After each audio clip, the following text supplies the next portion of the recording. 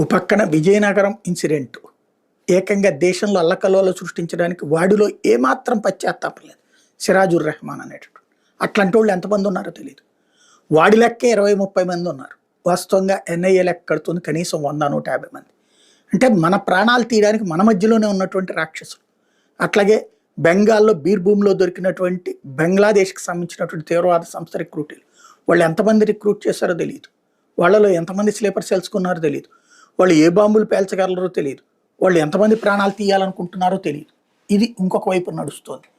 మరొక వైపున మణిపూర్ అట్లాగే ఈశాన్య రాష్ట్రాలను విడదీసేటటువంటి కుట్ర అమెరికా స్వయంగా చేసుకొస్తున్నటువంటి పరిస్థితి. ఏదైతే సెయింట్ మార్టిన్ ఐలాండ్ బంగ్లాదేశ్లో ఉన్న దాంతో పాటుగా బంగ్లాదేశ్ మయన్మార్ తో పాటుగా మన ఈశాన్య రాష్ట్రాల మీద కన్నేసి అది చేస్తున్నటువంటి కుట్రలు ఒకవైపు, రెండో వైపున వాళ్ళ కుట్రలకు